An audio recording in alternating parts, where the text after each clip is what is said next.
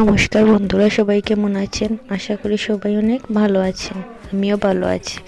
আজকে আমি একটি ফুচকা রেসিপি নিয়ে চলে এলাম আপনাদের জন্য। একবার এভাবে বানিয়ে খেয়ে দেখবেন, আশা করি সবার অনেক ভালো লাগবে। তো প্রথমে আমি ফুচকার জন্য সালাদ রেডি করছি। তো ফার্স্টে আমি শসাটা কেটে নিয়েছি, তারপর গাজরটা কেটেছি, তারপর আমি কাঁচামরিচটা কেটে নিচ্ছি, তারপর আমি ধনে পাতাটা কুচি কুচি করে কেটে নিচ্ছি। সালাদ যত কুচি কুচি করে কাটবে, সালাদটা খেতে তত সুস্বাদু লাগবে। তারপর টমেটোটা আমি ছোটো ছোটো করে কুচি কুচি করে কেটে নিয়েছি। দেখুন আপনারা আমি কীভাবে কাটছি। তোমার সালাদ রেডি হয়ে গেছে, দেখুন কি সুন্দর সালাডটা।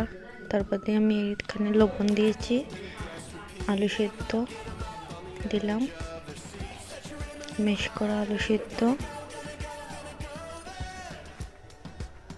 এই যে। তারপরে আমি এতে মটর দিয়ে দিলাম, সিদ্ধ মটর দিয়ে আমি এটা সুন্দর করে মিক্স করে নিয়েছি। তারপর আমি ফুচকাটা ভেজে নেব। প্রথমে আমি কড়াইয়ের মধ্যে তেল দিয়ে দিয়েছি, তারপরে ফুচকাগুলো দিয়ে দিলাম। দেখুন বন্ধুরা, ফুচকাগুলো কি সুন্দর ফুলকো ফুলকো হয়েছে। ফুচকাগুলো আমি পরপর সবগুলো ভেজে নিয়েছি। দেখুন ফুচকাগুলো কি সুন্দর হয়েছে, সবগুলো ফুলে উঠেছে। আমি সবগুলো ফুচকা একে দেখুন আমি কতগুলো ফুচকা ভেজে নিয়েছি। এখন আমি টক রেডি করছি। তেঁতুলের টকের মধ্যে প্রথম ভাজা জিরার গুঁড়া, চিলি ফ্লেক্স দিয়ে দেব,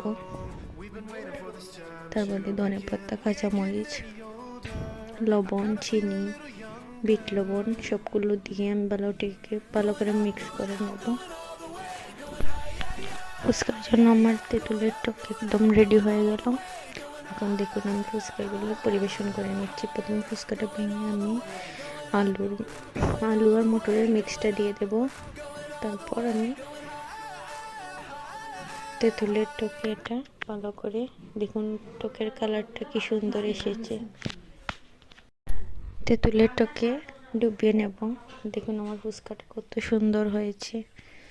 বা একবার খেয়ে দেখবেন।